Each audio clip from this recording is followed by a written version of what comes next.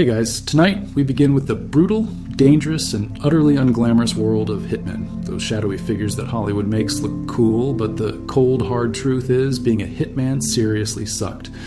So, before we dive into the dark history of contract killers, take a moment to like the video and subscribe if you enjoy our content, and tell us in the comments where you're watching from and what time it is. It's always a joy to see how many people from around the world are ready for this journey. Now, dim the lights, close your eyes, feel your body deeply relax, leaving the tiring day behind, and let's ease into tonight's journey together. When you think of a hitman, you might imagine a sleek, precise operator, a master of disguise, vanishing into the night after a clean kill. But for the actual individuals caught in that life, it was less about mastery and more about constant paranoia, living in squalor and hoping you wouldn't be the next target. It wasn't just a job, it was a slow descent into a hellish existence that consumed body and soul. Picture this.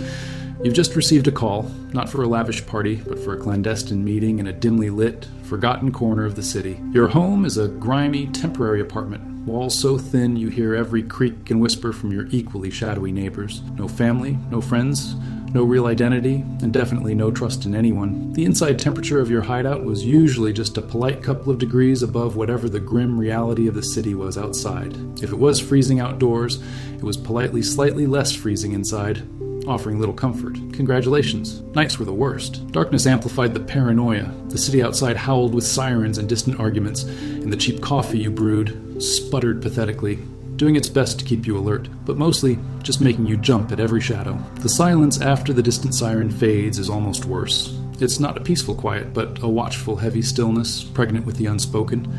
Every shadow seems to hold a secret.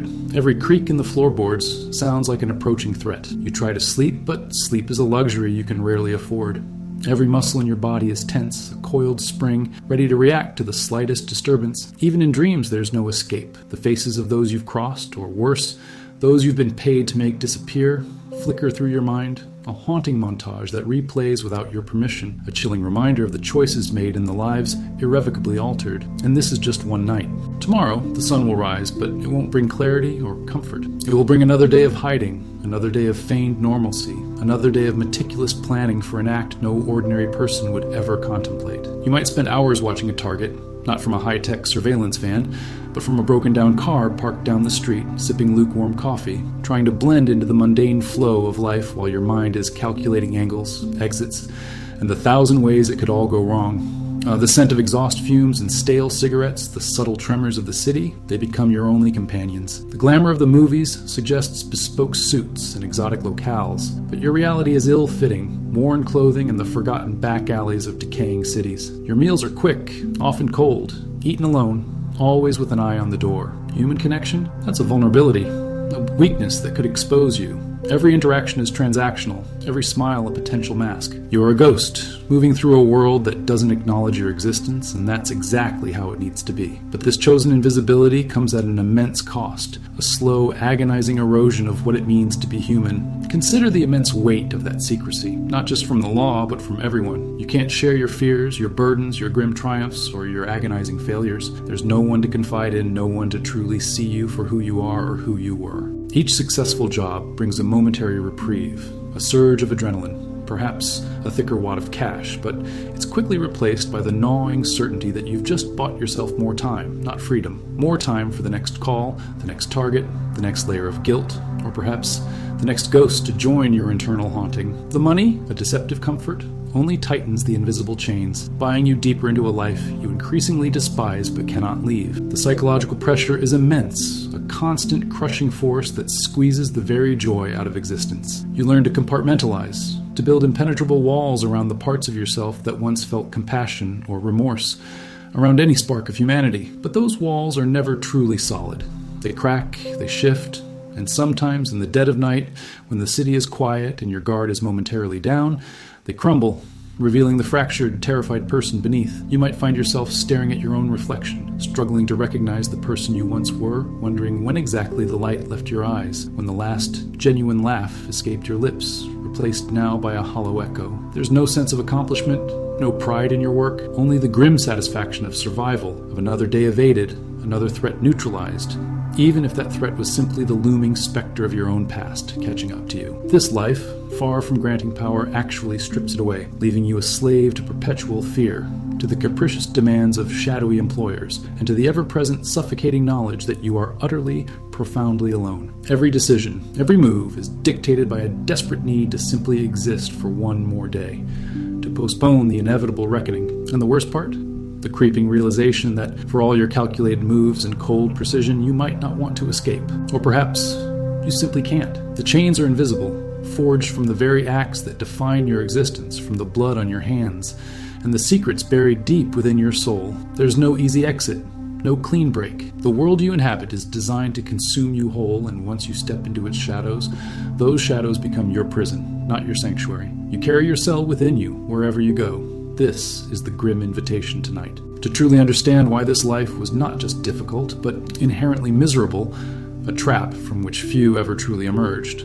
Not as heroes, not as legends, but as broken whispers or forgotten names in an unmarked grave, another casualty of a trade that offered nothing but emptiness. We peel back the layers of Hollywood illusion, one by one, to reveal the raw, unvarnished truth. We've glimpsed the cage, the psychological prison of the hitman's daily grind, but now let us turn our attention to the bars that first trapped them. Because contrary to the cinematic fantasy of a cold, calculating mastermind who chooses this path, the truth is far more tragic. Few, if any, ever truly chose to become a contract killer. More often, it was a slow, agonizing slide into an abyss, driven by a desperate lack of alternatives, a relentless push from forces far stronger than themselves, or profound and irreversible misstep in a life already teetering on the edge. The path wasn't chosen.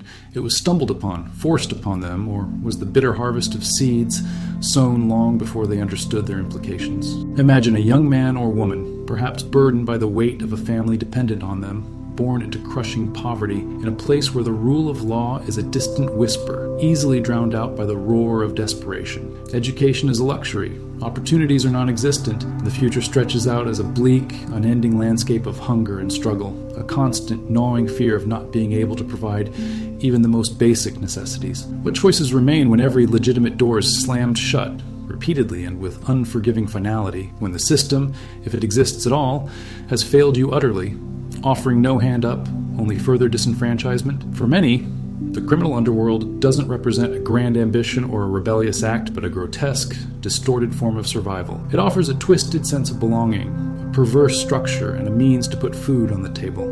A dark, Faustian bargain where your present comfort is bought with the currency of your future soul. The initial tasks might seem innocuous, a simple delivery, a message conveyed, slowly escalating until the true nature of their predicament becomes chillingly clear. Perhaps they were already deeply entangled. Growing up in neighborhoods where street gangs or organized crime syndicates were the de facto authority, where loyalty was enforced with brutal efficiency, and where violence was a language spoken fluently from childhood. From a young age, they witnessed, absorbed, and perhaps even participated in a culture where disputes were settled not by law, but by force, where reputation was built on fear, and where survival often meant aligning yourself with the strongest faction. For someone already steeped in this environment, moving from petty crime or enforcement to something far more sinister wasn't a conscious jump, but a subtle, almost imperceptible shift along a predetermined trajectory. The lines between right and wrong blurred, the moral compass rusted, and the idea of killing for money became just another transaction in a life already devoid of conventional societal morality. It wasn't a decision made in a moment of clear thought, or even a moment of profound evil, but a consequence of a lifetime of conditioning, a slow erosion of choice until the illusion of having any choice at all had vanished. They were groomed, molded, and then weaponized by circumstances beyond their control. Or consider those with a background in military or paramilitary groups, men and women trained for combat, for the brutal efficiency of taking a life in the name of a flag or cause. They were taught to detach, to execute orders without question, to see the enemy as a target, not a human being. But what happens when the wars end, or the causes collapse, or they are simply discharged with little support or psychological rehabilitation? What becomes of these highly specialized individuals, often scarred by trauma, burdened by invisible wounds, and desensitized to violence? Civilian life offers little solace, few truly transferable skills that match their particular expertise, and often a profound sense of aimlessness and disconnect from the normal world. The discipline, the tactical thinking, the willingness to execute orders, these are traits that the underworld values immensely. They find themselves recruited, not because they yearn for the life of a killer, but because it is the only world that seems to understand them. The only place where their skills are still valuable, where their past is not a burden but a dark, compelling credential. They are sought out not for their moral conviction, but for their proven ability to kill. This path, then, wasn't paved with ambition or a lust for power. It was paved with the broken fragments of lives shattered by economic collapse, social neglect, the insidious grip of existing criminal structures, or the deep, unhealed scars of conflict. It was built on the foundation of desperation, a grim and suffocating hopelessness that left individuals vulnerable to exploitation. And once inside, the psychological manipulation began, subtle and insidious. Promises of protection, of power, of respect, of wealth. All glittering illusions designed to ensnare and bind them ever tighter. They were told they were strong, indispensable, a cut above, but these words were merely chains forged of false flattery, designed to obscure the reality of their expendability. The initial tasks might be small, seemingly inconsequential, a simple act of intimidation or information gathering, but they would gradually escalate in brutality, desensitizing them one step at a time, making the unthinkable slowly become just another grim task. The targets were dehumanized, the acts rationalized through a distorted lens of business or necessity, until the moral burden became so heavy or so deeply buried that escaping seemed not only impossible but irrelevant. The once vibrant human spirit was slowly extinguished, replaced by a hollow shell of compliance and grim efficiency. This wasn't the heroic struggle against an unjust system, nor the thrilling pursuit of illicit gain. This was a deep, dark eddy current, pulling individuals down into its depths. Not because they wanted to be there, but because they felt they had absolutely no other choice. A life where every step forward was actually a step deeper into an inescapable snare, where the very act of surviving meant sacrificing more of their humanity, until there was little left but the shadow of a person, defined by the violence they wielded and the despair that drove them. They were not the authors of their own destiny, but tragic characters in a narrative written by poverty, circumstance, and exploitation. Their story sucked not just in its end, but in its very beginning, a tale of lost agency and forced compliance from the first moment they were drawn into the shadows. The allure of the gun, the brief surge of power, was a fleeting delusion, hiding the profound and permanent loss of self. We've understood how these individuals were drawn into the shadows, often against their will, propelled by desperation or circumstance. Now, let us peel back another layer of the illusion and step into the monotonous, suffocating reality of their daily existence. A life that was a relentless grind of fear, isolation, and profound psychological decay. This wasn't a life of lavish dinners and glamorous assignments, but one defined by a pervasive, soul-crushing ordinariness, tainted by the extraordinary grimness of their profession. Imagine waking up, not to the warmth of a loved one or the comforting familiarity of a true home, but to the stark, cold reality of a temporary dwelling. Perhaps a cramped, anonymous room in a cheap motel, or a sparsely furnished apartment in a forgotten corner of the city, chosen not for comfort, but for its anonymity and ease of disappearance. Every morning was a reevaluation of security, checking locks, looking out of grimy windows, listening for unusual sounds. There was no casual ease to a morning routine. Every action was a calculated risk, every moment saturated with a quiet, underlying tension. The air itself seemed heavy with unspoken threats, and the silence often felt like a predator lurking just beyond your senses. You might try to find comfort in a simple cup of instant coffee, but even that offered little solace, its bitterness a mirror to the taste of your existence. Breakfast, if it happened, was a solitary, utilitarian affair. Instant coffee, perhaps a stale pastry, consumed quickly, silently, while your mind ran through the day's potential threats. Who might be watching? What loose ends did I leave? Is this place still safe? The simple act of stepping outside became a tactical operation. You choose your route carefully, aware of blind spots, scanning faces in the crowd, always searching for the telltale sign of surveillance. A familiar car, a repeated face, a glance held too long. The world outside wasn't a vibrant tapestry of human experience. It was a vast, intricate web of potential threats, and you, the invisible man or woman, were constantly weaving through its dangers. The mundane became the battlefield. This constant vigilance was utterly exhausting, draining not just physical energy, but the very essence of your spirit. Every conversation with a stranger, every mundane interaction, a shopkeeper, a gas station attendant, was a performance, a carefully constructed facade of normalcy. You could never truly relax, never truly be yourself. The luxury of genuine human connection was utterly alien. Friendship, love, family, these were dangerous vulnerabilities, attachments that could be exploited, leverage for your enemies. So you lived in a self-imposed exile, surrounded by people, yet profoundly alone. The silence of your anonymous hideout, broken only by the hum of the refrigerator or the distant urban drone, was a constant reminder of this profound isolation, a soundtrack to your growing emptiness. The walls of your temporary rooms were not just physical barriers, they were also metaphorical ones, separating you from everything that once made you human. Days were often spent in tedious observation, staking out targets for hours on end. Not in a high-tech van with a team, but hunched alone in a beat-up car, trying to look inconspicuous, sipping cold coffee from a thermos, enduring the boredom, the cramped muscles, the gnawing anxiety. The scent of exhaust fumes, cheap cigarettes, and stale fast food became the perfume of your existence. You watched lives unfold before you, people going to work, picking up their children from school, sharing a laugh with a friend, lives that were utterly foreign to your own, yet were the very fabric you sought to unravel. This close proximity to normal life, while you remained on its fringes, only amplified the profound sense of otherness, of being an outsider looking in, forever separated by the bloody line you had crossed. There were no hobbies, no pastimes to ease the interminable waiting, only the constant mental cataloging of threats and probabilities. Simple pleasures were non-existent, replaced by an acute awareness of your exposed position. The paranoia was a corrosive, omnipresent force, seeping into every crevice of your mind, a venomous whisper that never truly faded. Every phone call was potentially a trap, every new face a potential threat, every unexpected knock on the door a possible end. You learned to sleep with one eye open, with a weapon within arm's reach, every nerve alive to the slightest sound. Your dreams, when they came, were rarely restful, often fragmented by the anxieties of your waking hours or haunted by the specters of your past actions. The psychological toll was relentless, a slow erosion of your peace of mind, your sense of self, your very sanity. The line between reality and the imagined threat became dangerously thin, blurring into a constant state of hypervigilance that could never truly be switched off. There was no joy in your successes, only a fleeting sense of relief that you had survived another job, another close call. The money, while providing a temporary reprieve from immediate desperation, also served as a constant reminder of the horrific cost, the invisible chains it forged. It was never truly enough to buy freedom, only to extend the sentence. Each contract completed pushed you deeper into the abyss, making escape feel increasingly impossible, increasingly irrelevant. The brief surge of adrenaline after a job was quickly replaced by a deeper, more profound emptiness, a chilling reminder of the humanity you had shed. Your existence was a series of temporary states,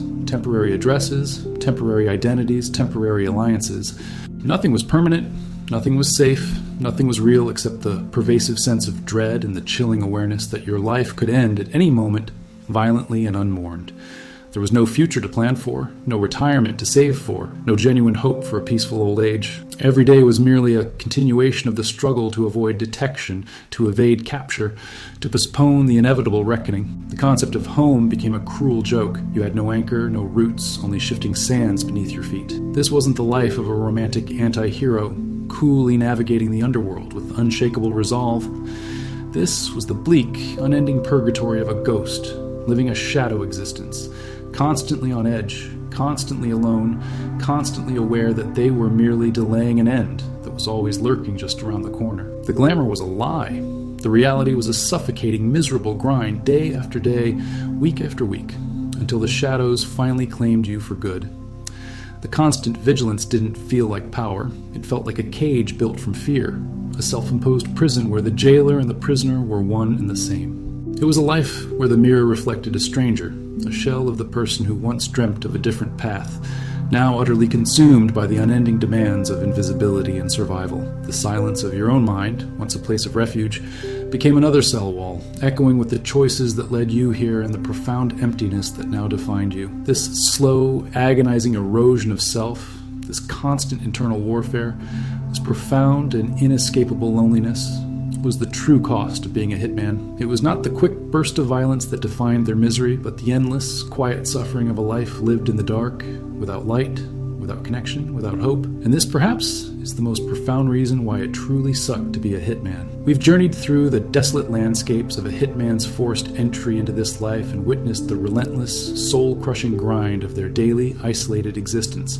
Now, let us delve into the very heart of their profession, the grim acts themselves, the planning, the arduous waiting, the moment of execution and the immediate, often chaotic, aftermath. This is where the cinematic veneer truly crumbles, revealing the brutal, unheroic practicalities that make the job inherently unpleasant and psychologically damaging, far removed from any notion of a clean kill. The reality of a contract killing rarely mirrored the slick, instantaneous efficiency seen on screen. Before any action, there was the planning, which was less about high-tech gadgets and more about tedious, painstaking reconnaissance. Imagine spending days, sometimes weeks, simply observing not just the target, but their routine, their habits, their vulnerabilities, and most importantly, the innocent lives that orbited around them. This meant countless hours of waiting, often in discomfort, blending into the background of ordinary life, meticulously noting patterns, memorizing faces, anticipating every possible variable. You might be parked on a quiet street for an entire afternoon, watching a child's birthday party unfold across the street,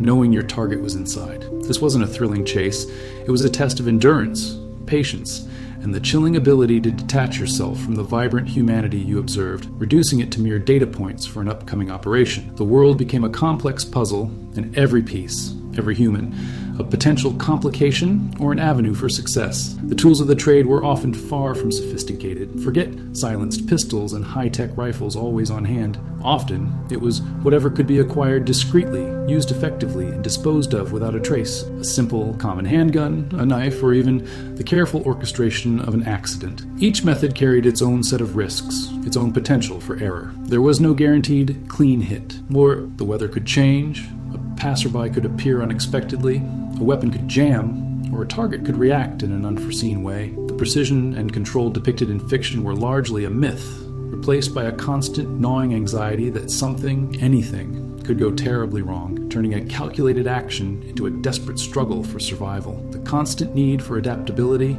to pivot at a moment's notice, added another layer of relentless mental strain. Then came the waiting, the agonizing prelude to the act itself. This wasn't just physical waiting, it was a profound psychological torment. You knew the moment was coming, that a life would end by your hand or by your design. This interstitial period between knowing and doing was a crucible where the last vestiges of conventional morality were often burned away or buried deep under layers of detachment. For some, this was a time of internal struggle, a silent battle with a conscience that screamed against the impending act. For others, a chilling absence of such struggle, a void where empathy once resided, replaced by a cold, clinical focus on the task, a terrifying desensitization that spoke volumes about the erosion of their humanity. The sound of your own heartbeat in the silence of these moments could be deafening, a drumbeat leading to an irreversible point. The moment of execution itself was rarely glamorous. It was often quick, brutal, and profoundly messy. The precise, clean shot often devolved into a chaotic struggle, leaving behind a scene of unexpected violence, far removed from the sterile assassinations of the silver screen.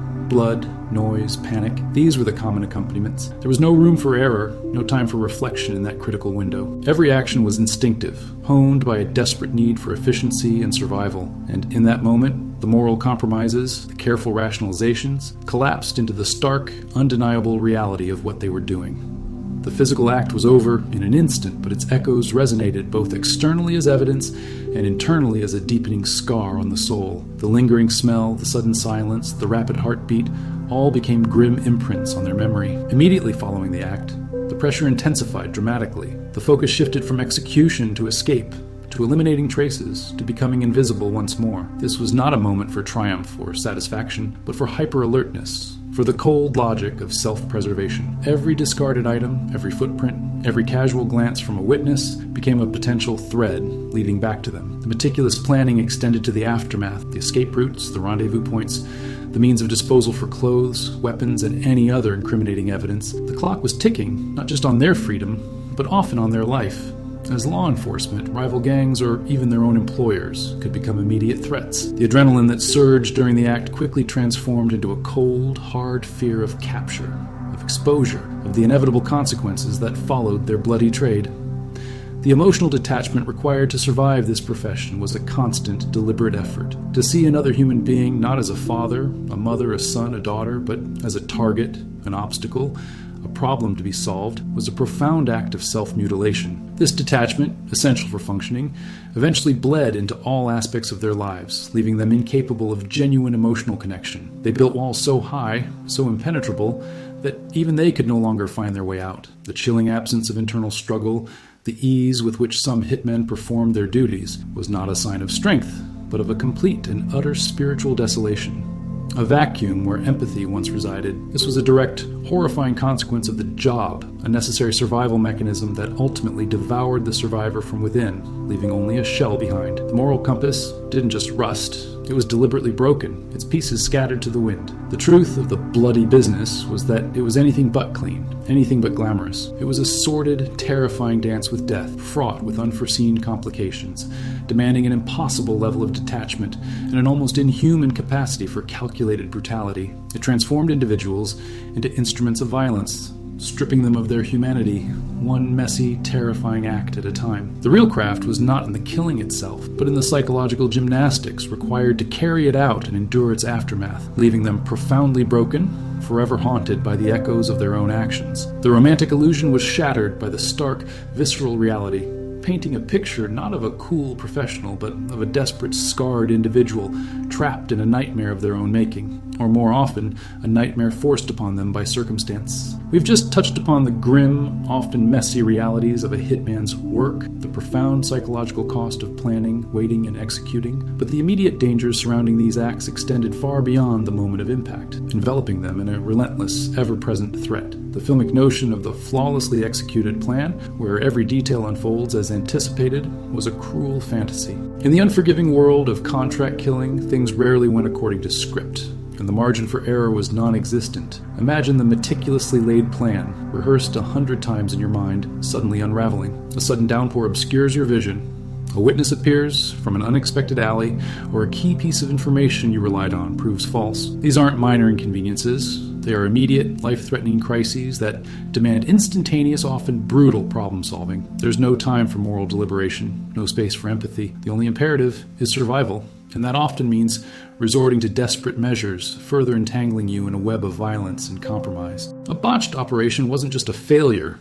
It was a flashing beacon for law enforcement, a trigger for rival factions, or, most terrifyingly, an excuse for your own employers to eliminate a liability. The hunter, in an instant, becomes the hunted, scrambling to escape a trap of their own making. The appearance of an unexpected witness, for instance, could escalate a controlled operation into a terrifying, chaotic nightmare. One moment, you're executing a plan with chilling precision. The next, a pair of innocent eyes meets yours, or a phone is lifted, ready to dial for help. In that fraction of a second, a hitman faced an agonizing, impossible choice. Silence the witness and deepen the moral abyss, or risk exposure, capture, and the certain violent retribution that awaited them. This was the razor's edge of their existence, where every variable was a potential disaster, and every decision was stained with irreversible consequences. The weight of that potential decision, the sheer panic of an unplanned encounter, could be more psychologically shattering than the act itself. The carefully constructed walls of detachment would threaten to crumble under the raw, unscripted fear of being exposed. And then there was the law. Unlike the fictional portrayals where authorities are always a step behind,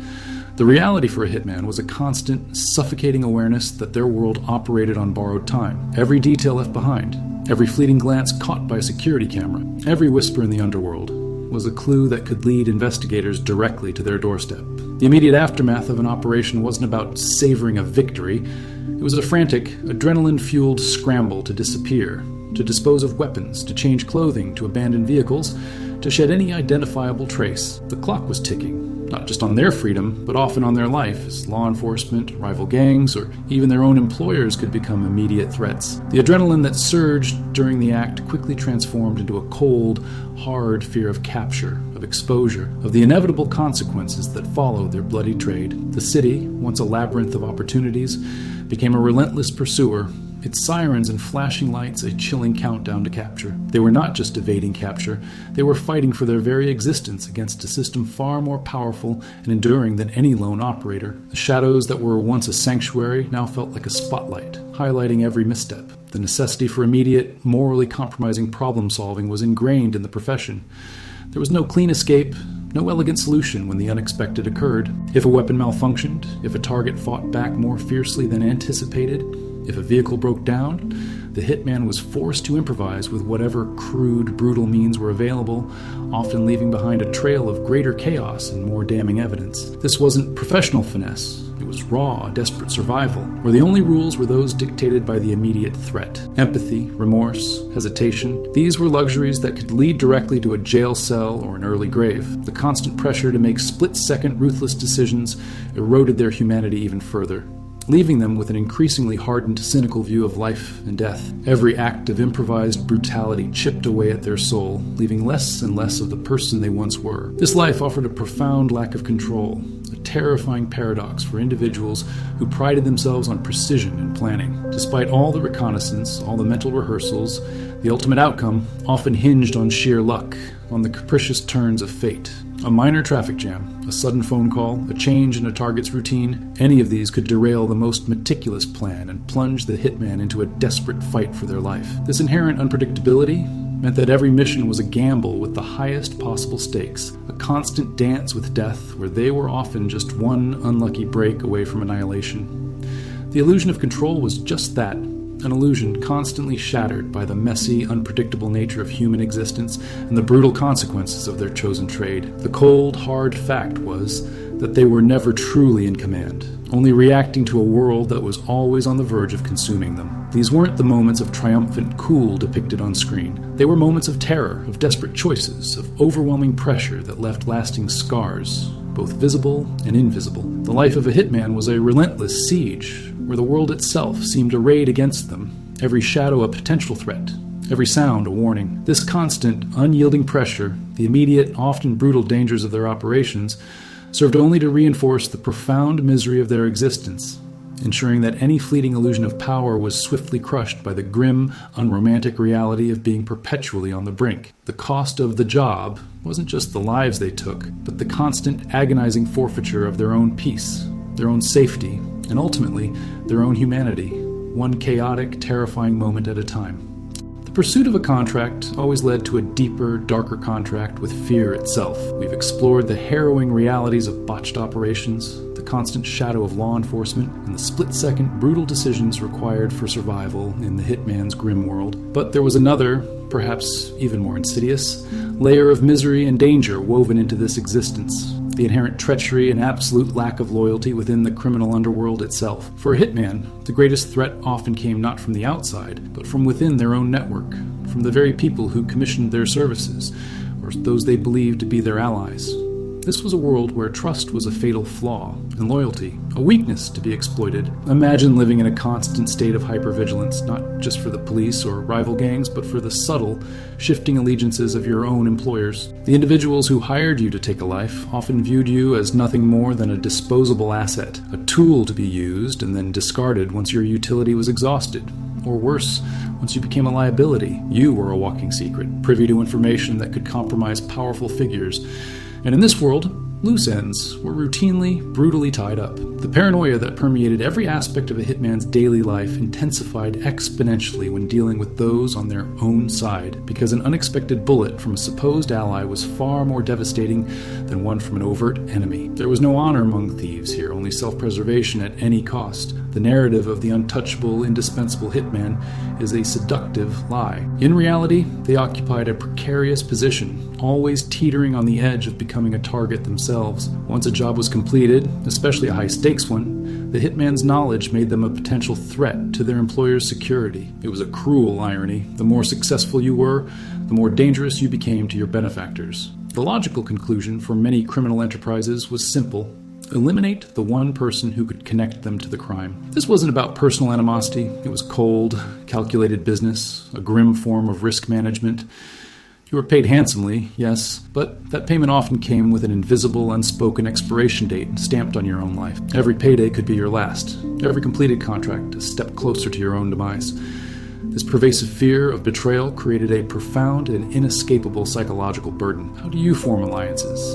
How do you even conduct business when the very fabric of your relationships is woven with deceit? Every meeting became a chess match, every conversation a veiled interrogation, every seemingly friendly gesture a potential prelude to a fatal trap. The hitman was forced to cultivate an almost pathological distrust of everyone, a suspicion that seeped into their very bones, corroding any capacity for genuine human connection. Even if they managed to build a fleeting bond, it was always with the chilling awareness that it could shatter at any moment, turning a confidant into an executioner. The isolation we spoke of earlier was not just a consequence of their chosen profession, it was a necessary defense mechanism against the constant threat of internal treachery.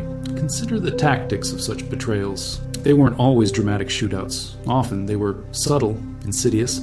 A tip-off to rival gangs, a planted piece of evidence leading law enforcement to your hideout, or a staged accident designed to look like another casualty of the underworld. The methods were as varied as the players, but the outcome was almost always the same: swift, brutal, and utterly final. The hitman, a hunter by trade, was simultaneously a constant target, not just from the law or external enemies, but from those they were sworn to protect or work alongside. This constant need to watch their back, to anticipate the treacherous moves of their own associates, added an unbearable layer of stress to an already terrifying existence. The very ground beneath their feet was constantly shifting, proving unreliable and dangerous.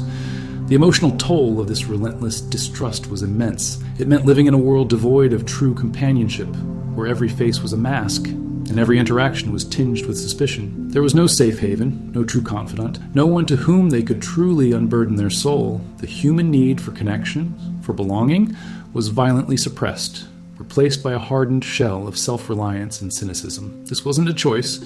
It was a brutal necessity for survival in an ecosystem where even the strongest predators could become prey to their own kind. The promise of wealth or power became hollow, overshadowed by the chilling realization that their success only painted a larger target on their back, making them more valuable to eliminate. This constant threat of internal betrayal didn't just add to the physical danger, it amplified the profound sense of moral decay. When loyalty is non-existent and human life is merely a commodity, the hitman's world becomes a mirror reflecting their own erosion of values. They learn to be as ruthless, as deceptive, as untrustworthy as those they worked for, a grim cycle where the victimizer eventually became a victim of the very system they upheld. The seeds of their own destruction were often sown by the hands that fed them, making their existence a tragic and inescapable paradox. This fundamental insecurity, this inability to ever truly rest easy, was a core component of why the life of a hitman was not just difficult, but profoundly, psychologically draining, reducing them to a state of perpetual weary alertness, always waiting for the inevitable stab in the back. We have seen how the hitman existed in a labyrinth of suspicion, always wary of betrayal from those they served. But this fear was not merely abstract. It manifested in grim, tangible ways, sealing their fate within a brutal cycle of violence. The methods used to eliminate a hitman were as varied and cold as the contracts they once fulfilled, often designed to be efficient, decisive, and leave no trace back to the orchestrator. One common tactic was the engineered ambush. Rather than a direct confrontation, which carried risks for the employer, a hitman might be set up during a routine pickup of payment or a seemingly innocuous meeting. They'd walk into what they believed was a secure situation, only for the environment to subtly shift, revealing a hidden threat. Perhaps a car that was supposed to be empty now held an unexpected assailant, or a familiar face turned with a weapon in hand. These weren't fair fights, they were executions, meticulously planned to catch the target off guard, turning their ingrained hypervigilance against them. The very tools and locations that were once their domain, the secluded warehouses, the quiet backstreets, the anonymous vehicles, became the instruments of their demise. The familiar became fatal, a brutal reminder that, in this life, predictability was a weapon that could be turned both ways. The cold calculation they once applied to others was now meticulously applied to them, often by someone they had once trusted, or at least worked alongside. This intimate betrayal made the end not just violent, but profoundly personal, adding another layer of psychological torment to their final moments. Another insidious method involved leveraging the very authorities the hitman spent their life evading. An employer, wishing to dispose of a troublesome asset without getting their hands directly dirty, might anonymously tip off law enforcement about an upcoming operation, or about a hitman's current hideout. This wasn't an act of civic duty. It was a calculated move to have the state do their dirty work. The hitman, suddenly surrounded by flashing lights and armed officers, would often be left with two choices: surrender and face a lifetime in prison, or resist and meet a violent end. Either way, they were removed from the board, and the employer remained untainted, their hands ostensibly clean. This method offered a perverse form of poetic justice, as the hunter was caught by the ultimate hunters, the very system they sought to undermine. The long arm of the law, once a distant threat, now closed in with terrifying precision, guided by a betrayal from within their own dark world. The constant anxiety of evading the law was now compounded by the chilling knowledge that their own allies could weaponize it against them at any moment. The idea of truly escaping this life was, for most, a desperate and often futile fantasy. The criminal system, like a dark, intricate organism, rarely allowed its components to simply detach and walk away. For one, their reputation, their skills, followed them like a dark omen. Even if they managed to sever ties with one faction, the underworld was a vast, interconnected network, and their name, their past, their bloody deeds were known. There was always another group, another desperate figure willing to exploit their unique skill set, or more likely, another employer seeking to silence a potential witness. The geographical distance offered little sanctuary. The shadows of their past stretched across borders, reaching out to reclaim them. The belief in a fresh start was a mirage, perpetually receding the closer they tried to approach it. Every new city, every new identity, felt like a flimsy disguise, easily seen through by those who knew how to look. Furthermore, any attempt to build a new, legitimate life was fraught with immense difficulty. The financial gains, while seemingly substantial at times, were often spent quickly or tied to illicit activities that could not withstand scrutiny. Establishing a clean identity required resources and connections that few hitmen possessed without falling back into the very networks they sought to escape. And perhaps most tragically, any loved ones they had, or attempted to reconnect with, immediately became vulnerabilities, soft targets for their former associates. Threats against family members were a common, ruthless tactic used by employers to coerce a reluctant hitman back into service, or to punish those who dared to defy the system. The price of freedom was often the safety of those they held dear, a burden almost impossible to bear. This meant that even if they physically escaped, they carried the prison of fear and responsibility for their loved ones' safety with them, an invisible, crushing weight that prevented any true peace. The emotional blackmail was often far more potent than any physical threat, binding them to a life they despised. They were perpetually looking over their shoulder, their mind a constant battleground of potential scenarios, each more terrifying than the last. Consequently, the lifespan of a hitman was overwhelmingly short and violent. The constant pressure, the pervasive paranoia, the high-stakes risks, and the inherent treachery of their world all conspired to ensure a grim end. Very few grew old in the profession, living to tell tales of their past exploits. Their lives were often extinguished suddenly, brutally, and without ceremony, their stories cut short by the very tools of their trade. They died in ambushes and shootouts with police at the hands of betrayed associates, or sometimes in lonely, squalid rooms, their bodies discovered days later, unmourned and unremembered by the world they had so diligently avoided. There was no heroic last stand, no grand exit, only the cold, hard reality of a life violently taken, mirroring the lives they had themselves extinguished. Their fate was a chilling echo of their victims. This wasn't just a profession, it was a self-consuming fire. The very violence they wielded against others was almost invariably turned back upon them. It was a brutal poetic justice, a grim, inescapable karma that manifested with terrifying regularity. The hunter, so adept at stalking, ambushing, and eliminating, ultimately found themselves occupying the role of the prey, a fate often sealed by the same cold logic they once employed. The meticulously crafted traps they set for others often became the very mechanisms of their own downfall. Their deaths, often ignominious and forgotten, served as stark reminders that the power they thought they possessed was fleeting, an illusion that evaporated with the first taste of their own medicine. Their legacy was not one of fear and respect, but of emptiness and a chilling object lesson in the ultimate futility of a life dedicated to destruction. The violence they sowed was the violence they reaped in full, unforgiving measure, leaving no room for regret or reprieve. The anonymity they sought in life often extended into death, their names unmentioned, their passing unmourned outside the fleeting calculations of the criminal underworld. Their gravestones, if they had any, were unmarked, their stories untold, except as cautionary tales whispered in the deepest shadows, warnings to others who might consider a similar path. This was the grim, logical conclusion to a life built on treachery and bloodshed, a forgotten end, a testament to a life that ultimately offered no glory, no redemption, and no escape from the very cycle of destruction they perpetuated. They were not legends, they were casualties, absorbed and then discarded by the relentless machinery of the underworld, leaving behind only echoes of violence and a profound, tragic emptiness. This final, inescapable irony sealed the misery of their existence, confirming that the path of the hitman was a journey not to power, but to oblivion, a chilling void where even the memory of their existence was swiftly erased. Now, we shift from the physical dangers and the ignominious end to something far more insidious, a threat that outlived even the hitman's violent demise: the invisible wounds. For those rare few who, by some twist of fate, managed to survive the brutal gauntlet of betrayal, capture, or being hunted. A different kind of prison awaited them. Their bodies might have escaped, but their minds, their very souls, remained irrevocably shackled to the horrors they had committed and endured. The life of a hitman didn't just shorten their physical existence. It fundamentally, irrevocably altered their internal landscape, leaving behind a wasteland of psychological scars that never truly healed. Consider the sheer weight of their past actions. The faces, the names, the moments of violence. These weren't easily forgotten. For many, this led to a profound and debilitating form of post-traumatic stress.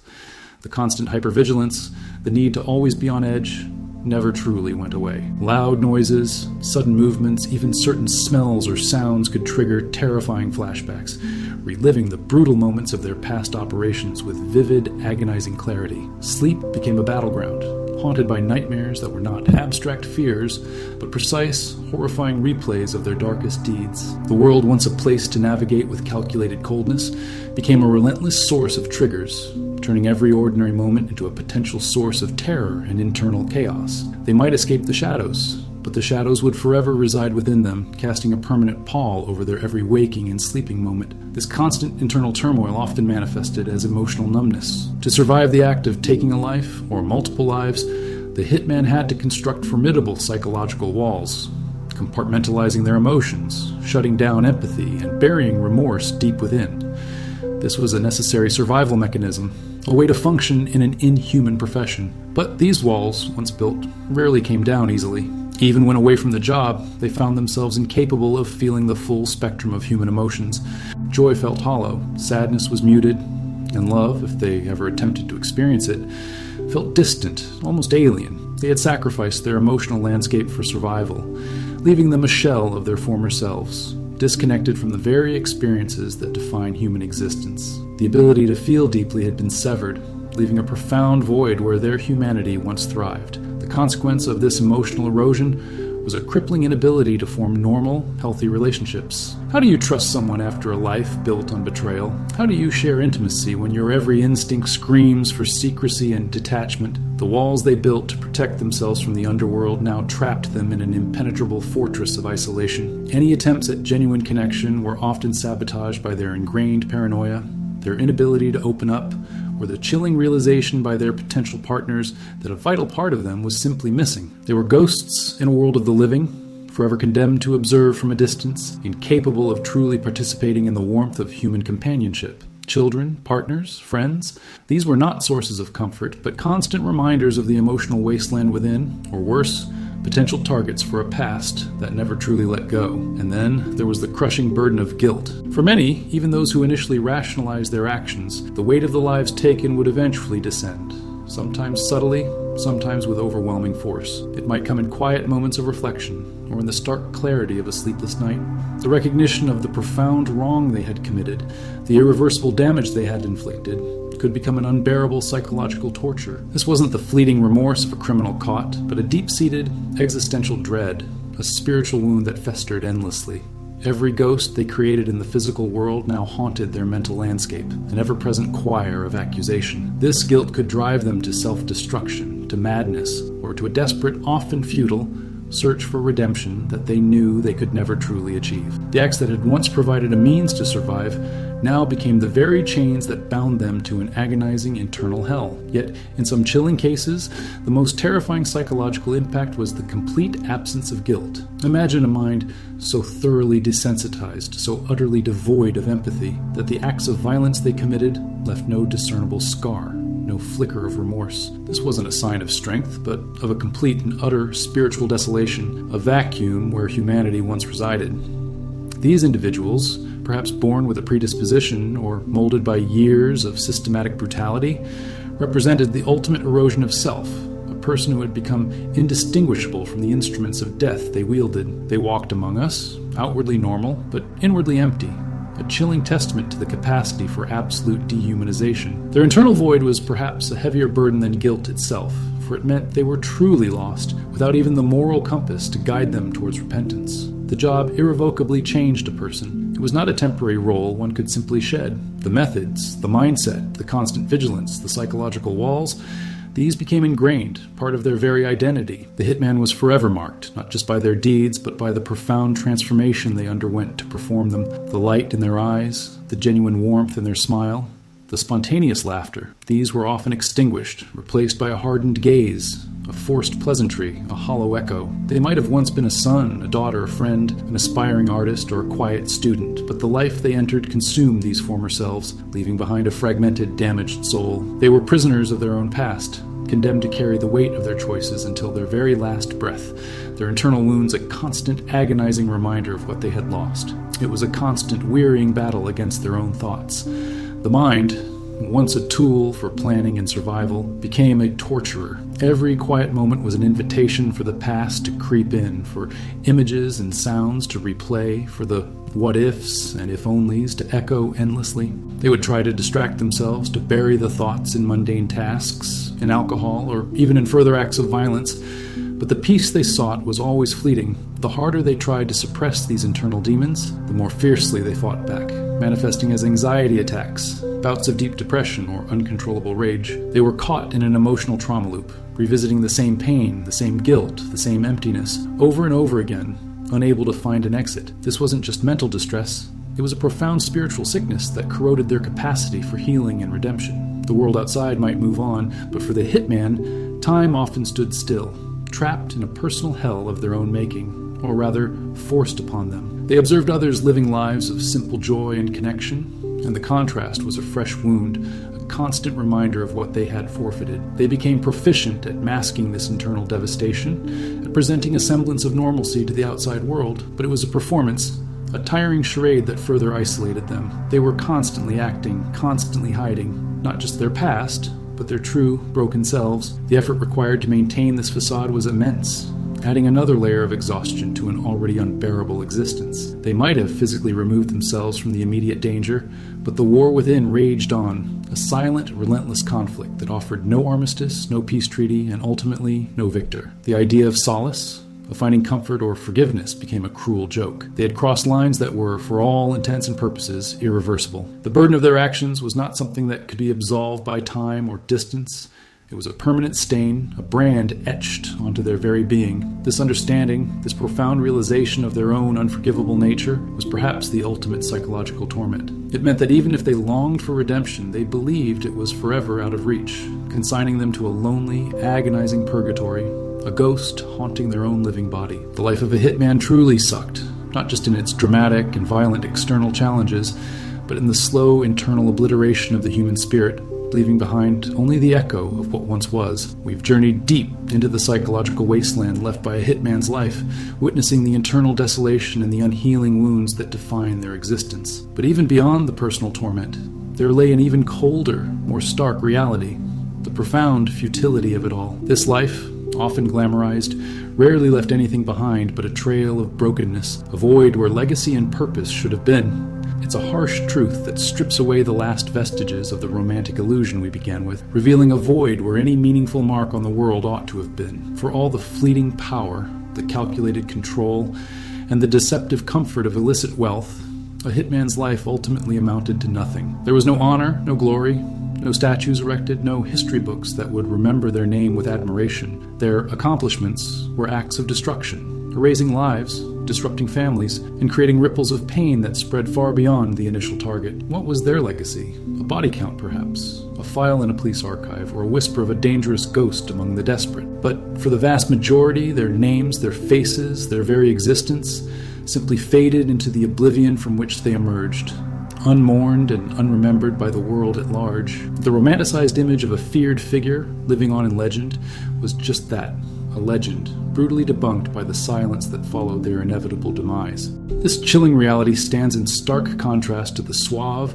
untouchable assassins of fiction, proving that such a life offers no lasting glory, only a fleeting, desperate existence. They were, in a very real sense, forgotten identities. Many lived under aliases, constantly changing their appearance, their location, their very persona. This anonymity, a shield in life, became a shroud in death. When they fell, often violently and unexpectedly, who truly mourned them? Who spoke their real name with genuine sorrow? Perhaps a shadowy employer, coldly calculating the cost of their loss, or a rival celebrating their demise. But the genuine, heartfelt grief that accompanies a life lived with meaning was almost entirely absent. Their existence was a deliberate erasure of self, and death merely formalized that erasure. They left no positive mark on the world, no enduring contributions, no lasting good that outlived their grim purpose, only the indelible stain of violence, a mark that swiftly faded from public memory, replaced by the next grim headline in the ceaseless churn of the criminal world. The isolated life they were forced to lead extended its icy grip even beyond the grave, ensuring they remained profoundly alone, even in their passing. The inability to truly leave a mark beyond the violence they committed was one of the most agonizing revelations for those few who lingered long enough to reflect. Every act was an act of subtraction, not addition. They dismantled, they destroyed, they removed, but they built nothing. They created nothing. Their hands, so adept at ending lives, were utterly incapable of nurturing life, of creating something beautiful or enduring. The money, a deceptive comfort, allowed them to exist, but never to truly live, never to invest in a future that wasn't perpetually shadowed by their past.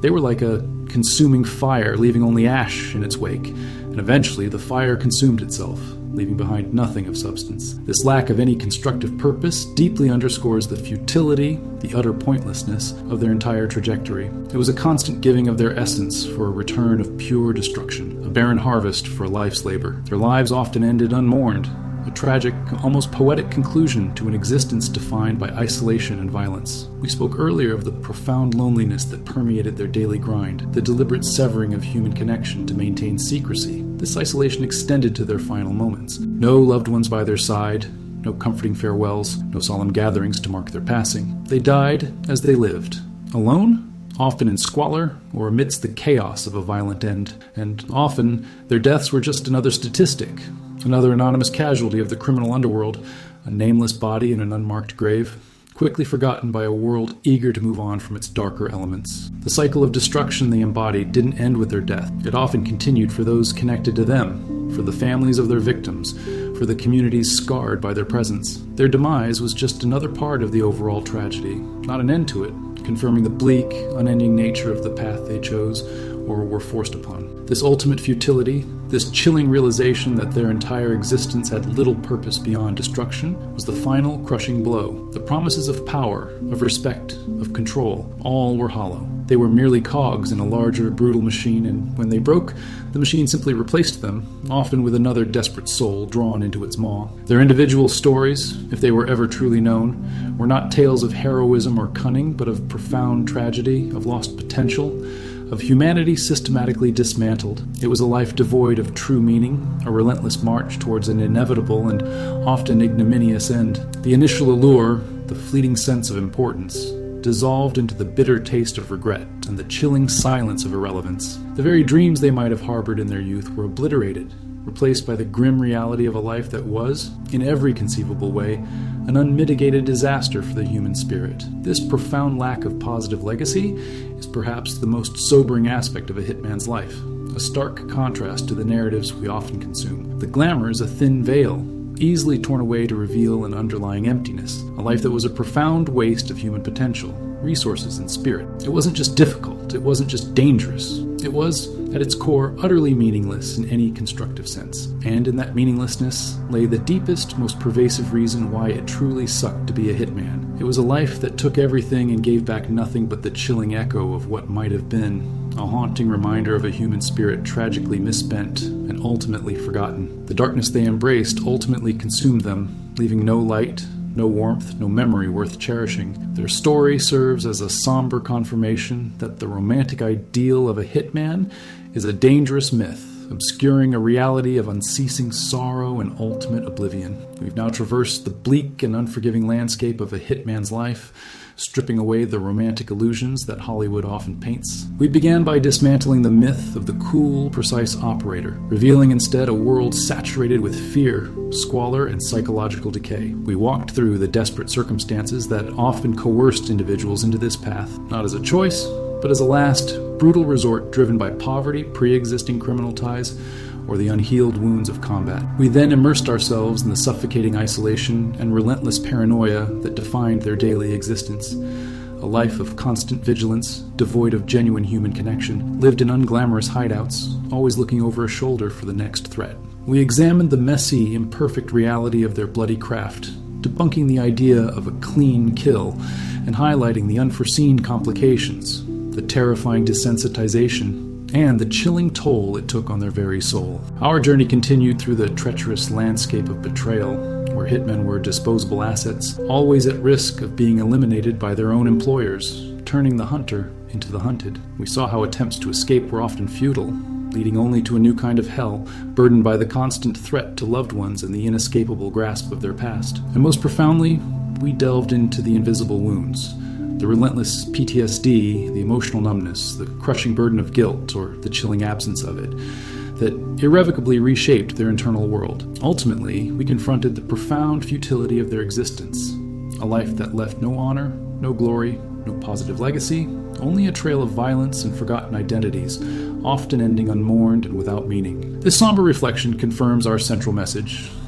The life of a hitman was a profound, inescapable tragedy, miles away from any romanticized notion. It was a testament to how desperation can lead to a path of self-destruction, slowly eroding every facet of what it means to be human. Tonight, as we've journeyed through these dark truths, I want to gently invite you to engage with this space in a way that fosters understanding and connection. If this deep dive has resonated with you, if it has peeled back the layers of illusion and offered a new, stark clarity, then I encourage you to share your thoughts. Write Truth Unveiled in the comments below. Let this simple phrase be your declaration, an act of commitment to seeing beyond the surface, to seeking the unvarnished reality in a world often clouded by fantasy. Your words are not just for me, they are a quiet testament, a shared acknowledgement within our growing community that we value truth, even when it's somber. When you declare your insight, you strengthen the very fabric of our collective understanding. And if you haven't already, please consider giving this video a gentle like. Not for the vanity of the channel, but because when you do, you become a quiet beacon, helping YouTube understand that this message is important. Your simple click allows this exploration to reach more curious minds, more souls seeking a deeper truth, more people who, perhaps, are also trying to find calm and perspective amidst the complexities of our world. You have the power to be a bridge of understanding, guiding others to these insights as they prepare for a restful night. We're approaching the end of our exploration tonight, but for those who stay with us until the very final moments, there will be a unique and calming reflection, a final thought to help integrate these profound insights and gently prepare you for a night of deep, peaceful rest. It's a small reward for your dedication to understanding the unseen depths of human experience. This channel, this space, is dedicated to exploring the intricate, often hidden facets of human experience, much like tonight's journey into the grim realities of being a hitman. We seek to understand, to demystify, and to offer profound insights that challenge conventional narratives, all while fostering a sense of calm and reflection. We are here to uncover the truths, however dark, that help us appreciate the light in our own lives, and to do so in a way that soothes the mind and prepares it for rest. If you value these deep dives, these moments of calm intrigue and genuine understanding, I invite you to join our growing community. Subscribing isn't just a click. It's a commitment to a shared journey of seeking truth and profound insight. It ensures you won't miss any of our future explorations, and it solidifies your place among those who appreciate the power of calm reflection. Become a part of this space where wisdom is gently unveiled and understanding becomes a pathway to peace. And if tonight's exploration has offered you a new perspective, consider being a bridge of insight for someone else. Share this video with a friend, a family member, or anyone you believe might benefit from a calmer, deeper understanding of our world. Your act of sharing isn't just spreading content, it's an act of quiet service, helping others discover a space where thought-provoking truths are explored with empathy and care, guiding them towards their own moments of calm reflection. Now, as we bring our journey to a gentle close, I want to offer you a special moment of quiet reflection. For those of you who have stayed until these very final seconds, congratulations.